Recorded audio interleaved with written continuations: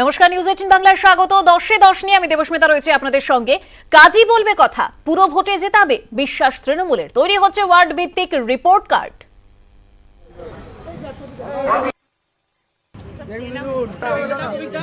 প্রতিশ্রুতির ডালা নয়, কাজের খতিয়ানকে সামনে রেখেই ছোট লালবাড়ির লড়াইয়ে নামতে চায় তৃণমূল। সূত্রের খবর, এবারের পুরো ভোটে ইস্তেহারের থেকে হয়তো বেশি গুরুত্ব দেওয়া হতে পারে এই রিপোর্ট কার্ডকে। রিপোর্ট কার্ড তৈরি হবে ওয়ার্ড ভিত্তিক। সেই রিপোর্ট কার্ড সঙ্গে নিয়েই ভোটারের দুয়ারে পৌঁছবেন প্রার্থীরা। সূত্রের খবর, ভোটে জিতলে আগামী দিনে তৃণমূলের পুরো ভোট কোন কোন বিষয়ে গুরুত্ব দেবে তার ব্লুপ্রিন্টও তৈরি। অগ্রাধিকারের শুরুর দিকেই জল যন্ত্রণা থেকে মুক্তি, অ্যাডেড এরিয়ার কিছু এলাকায় যে পানীয় জলের সমস্যা সেদিকেও বিশেষ নজর, বাড়তি নজর মহানগরের পরিবেশ রক্ষায়। মূলত জোর দেওয়া হচ্ছে পরিবেশ এবং একই সঙ্গে এই কলকাতা শহর যাতে বর্ষার সময় জল যন্ত্রণা থেকে মুক্তি পায়। আর এই দুটো বিষয়কে সামনে রেখেই আগামী দিনে নতুন পুরবোর্ড যে কাজ করবে সেই বিষয়টাই স্পষ্ট করছেন তৃণমূলের শীর্ষ নেতৃত্ব। মমতা বন্দ্যোপাধ্যায় কলকাতাকে লন্ডন করতে চেয়েছে। লন্ডন মানে কি? কলকাতায় কি বরফ পড়বে? না। কলকাতায় কি ঘাম ছাড়া চলবে? না। কিন্তু পরিষ্কার পরিচ্ছন্ন করা, কলকাতাকে সুন্দর রাখা, সবুজ রাখা, কলকাতায় হেরিটেজ প্রপার্টিগুলোকে মেনটেন করা, কলকাতায় যে রাস্তাগুলোর ধারে সুন্দর করে রং করা, কলকাতায় আলো ঝলমকে কলকাতা করা, এইগুলো করা মানে লন্ডনের মতন কলকাতাকে যাতে লাগে, সেইটা আমাদের উদ্দেশ্য এবং কাজটা বোর্ডে অলরেডি আমরা করছি। গত 10 বছর পৌরসভা চালিয়ে কতটুকু কাজ করেছে? প্রতিশ্রুতি পরের দিন, আগে বলুন ওনারা কি করেছেন, রিপোর্ট কার্ডটা বার করুন। তৃণমূলের বিশ্বাস, কাজ ও উন্নয়নের অস্ত্রেই এবারের পুরো ভোটেও তারা বাজিমাত করবে। ক্যামেরায় জ্যোতির্ময় বসুর সঙ্গে আবির ঘোষাল, নিউজ 18 বাংলা। আর এদিকে পুরো লড়াই জিততে পাড়ার ইস্যুতেই নজর বিজেপি। নিকাশি থেকে স্বাস্থ্য, স্থানীয় সমস্যা সমাধানের প্রতিশ্রুতি দিয়েই ছোট লালবাড়ির দখল নিতে চায় পদ্ম ব্রিগেড।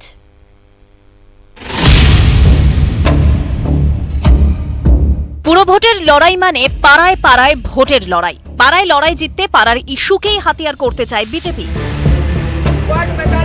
সূত্রের খবর, কলকাতাবাসীর রোজকার সমস্যার কথা তুলে ধরেই ভোট বাক্সে তাদের মন পেতে চায় পদ্ম শিবির।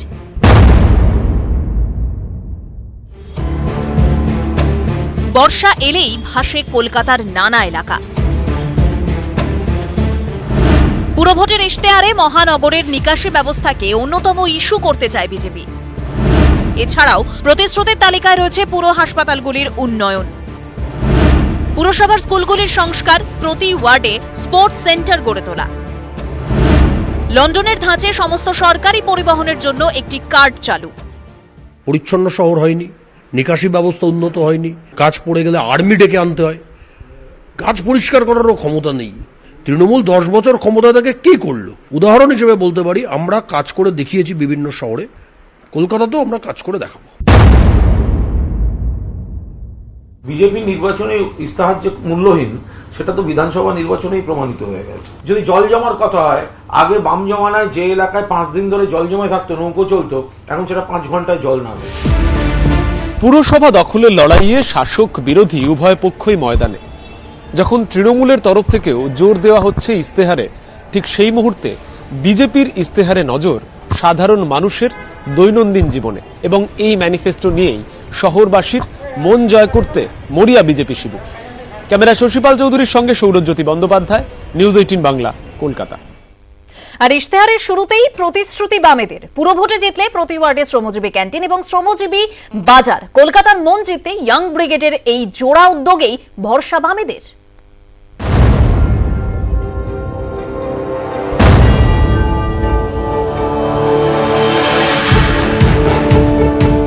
রেড ভলান্টিয়ার্স এবং শ্রমজীবী ক্যান্টিন। অতিমারির সময় দলমত নির্বিশেষে প্রশংসা কুড়িয়েছে বামেদের এই উদ্যোগ, যার পুরোভাগে মূলত ছাত্র ও যুব সংগঠন। পুরো যুদ্ধে কলকাতাবাসীর মন জিততে তরুণদের এই উদ্যোগেই ভরসা রাখছে বামেরা। ফ্রন্টের ইস্তেহারের একেবারে শুরুতেই জল করছে প্রতিশ্রুতি। পুরো ভোটে বামেরা জিতলে প্রতিটি ওয়ার্ডে চালু হবে শ্রমজীবী ক্যান্টিন এবং শ্রমজীবী বাজার।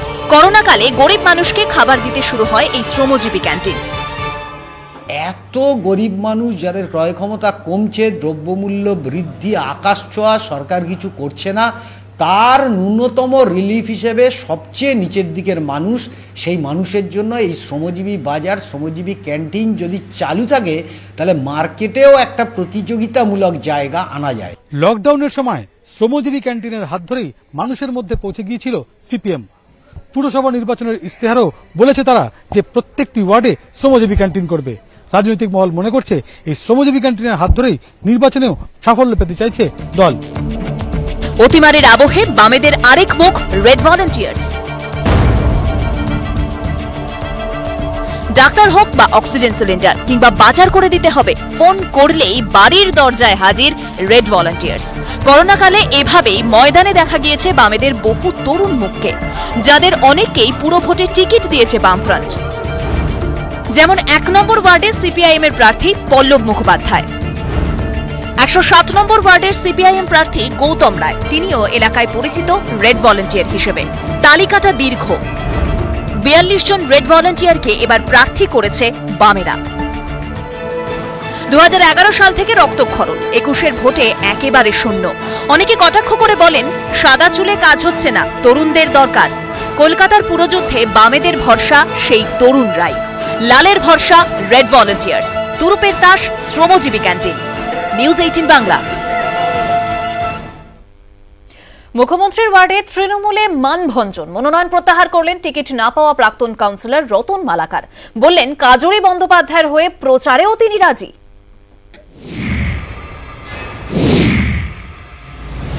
আমি ডিসিশন নিয়েছি, এটা মনে হয় ভুল পথে যাচ্ছি। আমি চিন্তা করেছি যে আমি নমিনেশন উইথড্র করব। ভবানীপুরের 73 নম্বর ওয়ার্ড, খোদ মমতা বন্দ্যোপাধ্যায়ের পাড়া।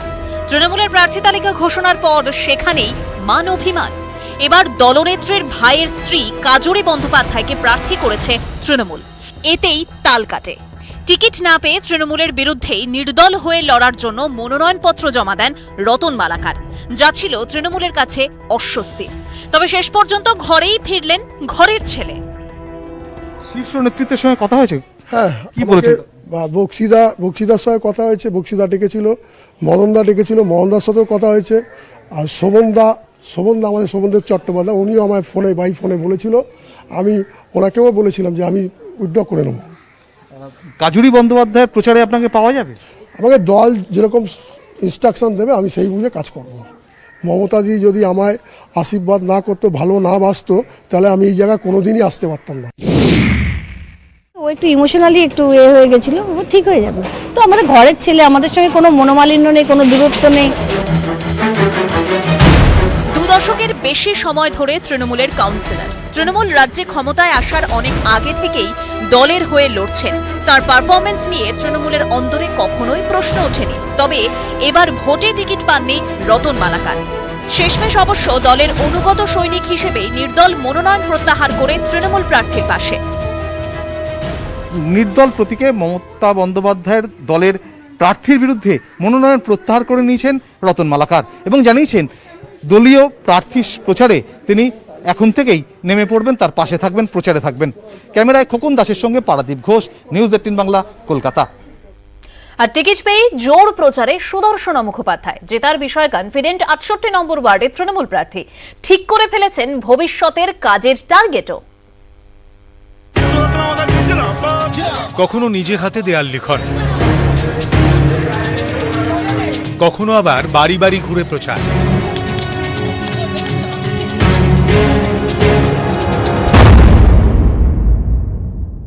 পুরো এলাকার চেহারা পাল্টে গেছে। পুরো কর্নফিল্ড রোড, ITI, বালিগঞ্জ গার্ডেন্স, আপনারা এলাকা দেখুন, এলাকাবাসীকে জিজ্ঞেস করুন। আমি বলবো না, তারা বলে দেবেন যে হ্যাঁ, কত কাজ হয়েছে গত 7 বছরে। 68 নম্বর ওয়ার্ডে তৃণমূলের টিকিটে শেষমেশ মনোনয়ন জমা দেন সুদর্শনা মুখোপাধ্যায়। এই ওয়ার্ডে প্রথমে তৃণমূল টিকিট দেয় সুব্রত মুখোপাধ্যায়ের বোন তনিমা চট্টোপাধ্যায়কে, কিন্তু তারপরেই পারিবারিক কোন্দল। প্রার্থী বদলের সিদ্ধান্ত নেয় তৃণমূল। বিদায়ী কাউন্সিলর সুদর্শনার হাতেই ব্যাটন তুলে দেয় তৃণমূল। আর টিকিট পেয়েই প্রচারের ময়দানে সুদর্শনা। শুক্রবার সকাল সকাল প্রচারে রং তুলি হাতে সুদর্শনা।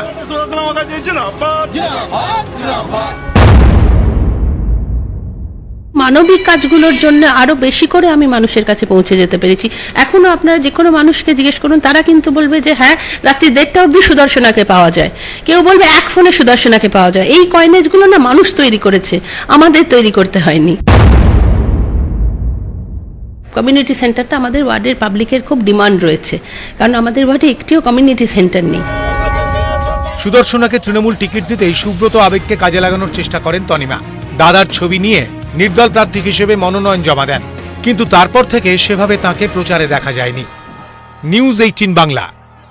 কাশি ঠিক আছে, পানীয় জল ঠিক আছে,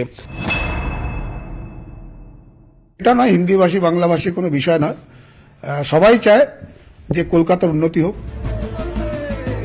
বিধানসভা নির্বাচনে কলকাতার প্রতিটি অবাঙালি প্রভাবিত কেন্দ্রে বড় জয় পেয়েছে তৃণমূল। পুরভোটেও সেই ফলই লক্ষ্য। ক্যামেরায় জ্যোতির্ময় বসুর সঙ্গে আবির ঘোষাল, নিউজ 18 বাংলা। বড়বাজার থেকে ভবানীপুর, বিজেপির নজরে পুরনো সংগঠন আর এই অবাঙালি ভোট। পুরভোটের লড়াইয়ে পুরনো কৌশলেই বাজিমাতের আশায় পদ্মশিবির।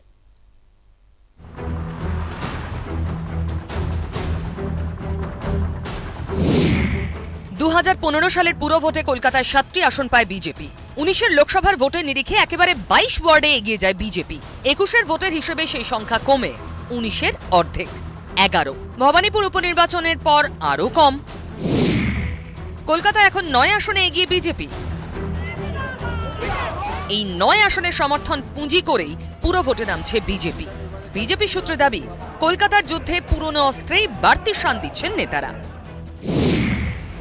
কলকাতা পুরসভার 22 নম্বর ওয়ার্ড, অবাঙালি প্রভাবিত এলাকা 2005 থেকে টানা বিজেপির দখলে। 2021-এর বিধানসভা ভোটেও এই ওয়ার্ডে ভালো ফল করে বিজেপি। বড়বাজার পোস্তা এলাকার এই ওয়ার্ডে এবারও প্রার্থী মীনা দেবী পুরোহিত। 23 নম্বর ওয়ার্ডে 2010 থেকে জিতছে বিজেপি। গত বিধানসভা ভোটেও এগিয়ে ছিল পদ্মশিবির। আগের কাউন্সিলর বিজয় ওঝা এবারও লড়ছেন। বিজেপির নজরে অবাঙালি প্রভাবিত বড়বাজারে 42 নম্বর ওয়ার্ডও 2005 থেকে এখানে জিতছেন বিজেপির সুনিতা ঝাওয়ার। পাশাপাশি দক্ষিণ কলকাতারও একাধিক ওয়ার্ডে বিজেপির নজর। 2015 সালে জেতা 86, 87, 70, ভবানীপুরের 74 নম্বর ওয়ার্ডেও বাড়তি গুরুত্ব। 2015-তে আমাদের অ্যাড হয়েছিল 70, 86, 87, 22, 23, 42 তো ভালো পজিশন আছে, এবং বিধানসভার নিরিখে তো আমরা ওখানে ভালো ফল করেছি। 7 নম্বরও জিতেছিলাম, আশা করছি 7 নম্বর আমরা জেতার দিকে যাচ্ছি। আমরা অনেকগুলো জায়গায় পারবে না, কারণ আমাদের ভালো ভালো ক্যান্ডিডেট দেওয়া হয়েছে, এবং আমরা আশা করছি যে সেই ওয়ার্ডের মানুষও তারা যে সার্ভিস পেয়েছে তৃণমূলের সময়, যেরকম লক্ষ্মীর ভাণ্ডার, স্বাস্থ্য সাথী, অন্য অন্য যে গভর্নমেন্টের সুবিধা মমতা বন্দ্যোপাধ্যায়ের সরকার দিয়েছে, তারপরে তাদেরও হৃদয় পরিবর্তন নিশ্চয়ই হবে। বিধানসভা ভোটে ভরাডুবির পর ছন্ন ছড়া সংগঠন। টিকিট নিয়ে কোন দল? 15-তে জেতা 7 এবং 70 নম্বর ওয়ার্ডের কাউন্সিলররা পরে তৃণমূলে যোগ দেন। এবার পুরো ভোটে বিজেপি তাই আর কোনো বাড়তি চমকে নেই, ভরসা পুরনো সংগঠনে। নিউজ 18 বাংলা।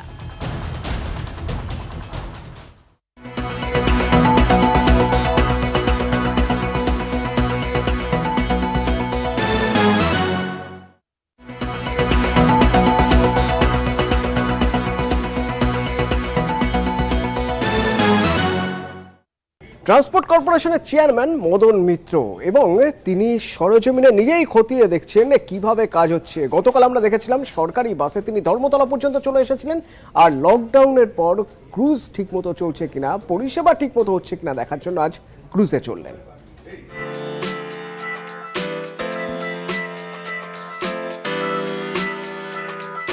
প্রমোদে ঢালিয়া দিনু মন, ও গো প্রাণ কেন কাঁদে রে।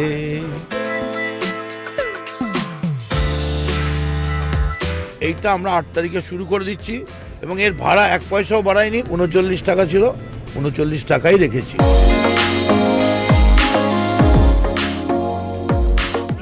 टाइम हर बच्चे को वो सेंटा क्लॉज रहेगी, और वो बच्चे लोग को लॉजेंस चॉकलेट देगा, नाचा होगा, गाना होगा।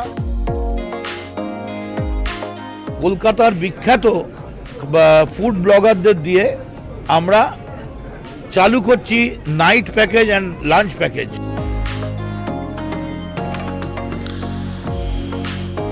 এদিন আজি কোন ঘরে গো খুলে দিল দ্বার, আজি প্রাতে সূর্য ওঠার সফল হলো কাজ।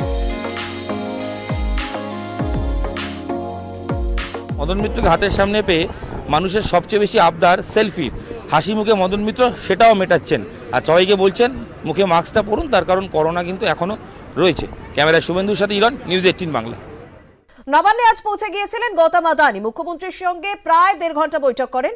বাংলায় তিনি লগ্নি করতে চান সেরকমই জানিয়েছেন আদানি গোষ্ঠীর কর্ণধার। আদানিকে শিল্প সম্মেলনে আমন্ত্রণ জানিয়েছেন মুখ্যমন্ত্রী। আমন্ত্রণ গ্রহণ করে আদানির টুইট, শিল্প সম্মেলনের অপেক্ষায় রয়েছেন। আগামী দিন ইন্ডাস্ট্রিতে West Bengal will be hour big destination.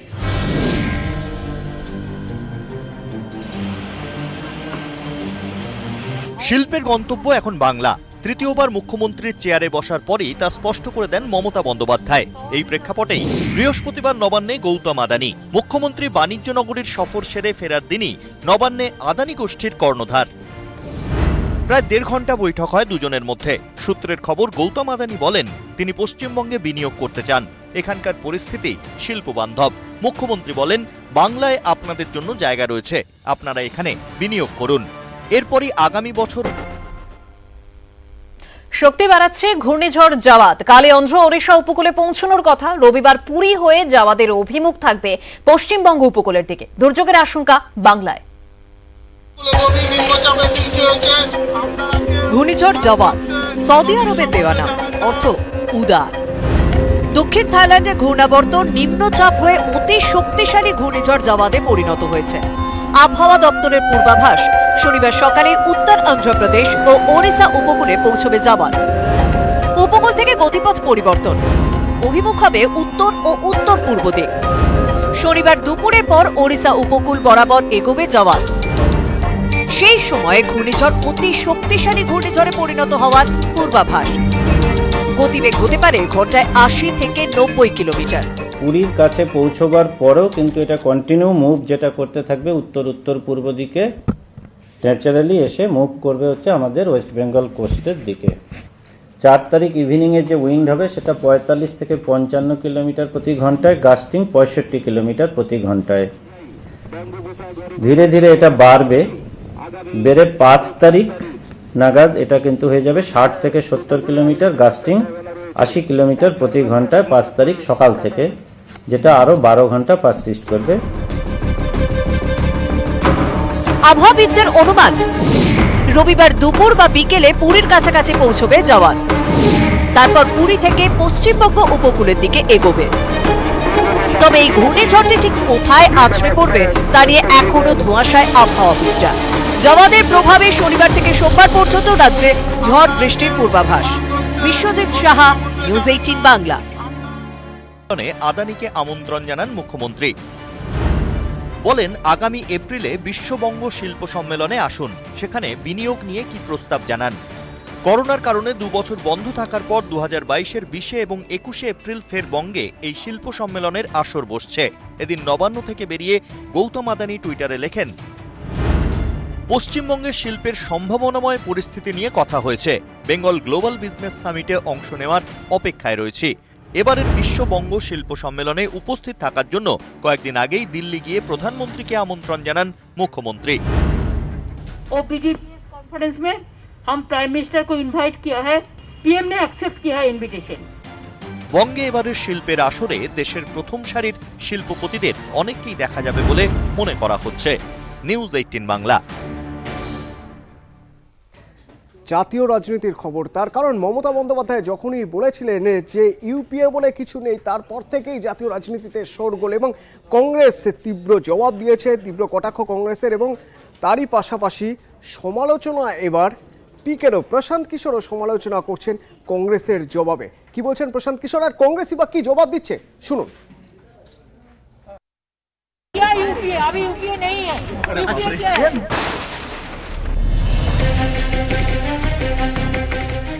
Mamata বন্দ্যোপাধ্যায়ের এই মন্তব্যে ঝড় তোলপাড় জাতীয় রাজনীতি। আসরে ইউপিএর নেতৃত্বে থাকা কংগ্রেস। 4-4 बार आप एनडीए में जाओ, 3-3 बार, और 2-2, 3-3 बार आप कांग्रेस के साथ आओ और फिर हमें असूलों का पाठ पढ़ाओ, ये अनुचित है। आदरणीय ममता जी तो यूपीए का हिस्सा है ही नहीं, उन्होंने तो यूपीए से 2012 में इस्तीफा दे दिया, तो वो यूपीए के बारे में बयानबाजी क्यों कर रही हैं? उन्हें अपने अंदर झांककर आत्मसात होने की आवश्यकता है।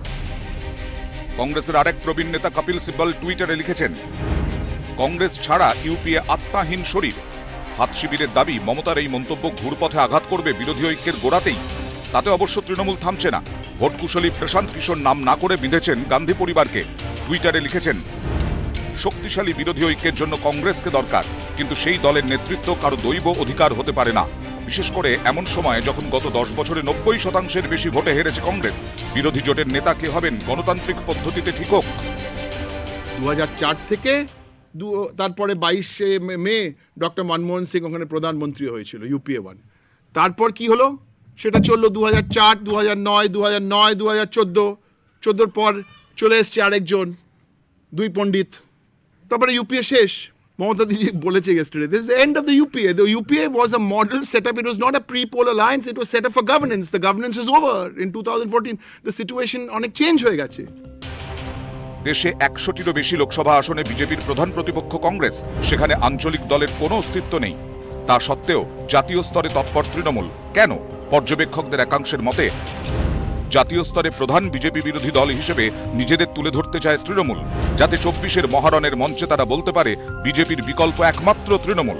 এই যুদ্ধে তাদের হাতিয়ার 21শে বঙ্গ বিধানসভার ফল, যা সামনে রেখে জোড়াফুল শিবিরের দাবি কংগ্রেস নয়, বিজেপিকে একমাত্র তৃণমূলই হারাতে পারে, যদিও কংগ্রেস এই তত্ত্ব মানতে নারাজ। নিউজ 18 বাংলা। এবার বিধানসভা ভোটে একটা বড় ফ্যাক্টর ছিল মহিলা ভোট। তার কারণ মহিলা ভোট যাদের ঝুলিতে যাবে তারাই বেশ কিছুটা লাভের অঙ্ক ঘরে তুলবে, এটা মনে করাই হচ্ছিল, হলো তাই। এবার যদি কলকাতা পুর ভোটের কথা দেখতে হয় তাহলে মহানগরীর অর্ধেক ভোটারই মহিলা ভোটার, অর্থাৎ এখানেও ফ্যাক্টর সেই মহিলা ভোটার। কি মা বোনেরা খেলা হবে, এসো খেলা হবে, খেলা হবে, খেলা তো হবেই। 21-এর মঞ্চে খেলা ঘুরিয়েছেন বাংলার মা বোনেরা। কলকাতা পুরযুদ্ধের আসরেও নজর মহিলা ভোটের দিকে। কলকাতা পুরসভায় মোট ভোটার 40,48,352, মহিলা ভোটার 19,30,441, পুরুষ ভোটার 21,17,838, অর্থাৎ কলকাতার প্রায় 48% ভোটারই মহিলা। কলকাতা পুরসভায় মহিলা ভোটারই বড় ফ্যাক্টর এমন ওয়ার্ডের সংখ্যা অন্তত 20। 5,000-এর কম মহিলা ভোটার এমন ওয়ার্ডের সংখ্যা হাতে গোনা। ছোট লালবাড়ির লড়াইয়ে তৃণমূল বিজেপি দুই শিবিরেরই নজর তাই মহিলা ভোটের দিকে। মহিলা ভোট তো সব তৃণমূলের। বাংলার উন্নয়ন যজ্ঞে যাকে সামিল হতে হবে তাকে তৃণমূলকে ভোট দিতেই হবে। ডিভিশনাল পলিটিক্স আর এটা হচ্ছে পলিটিক্স অফ ডেভেলপমেন্ট।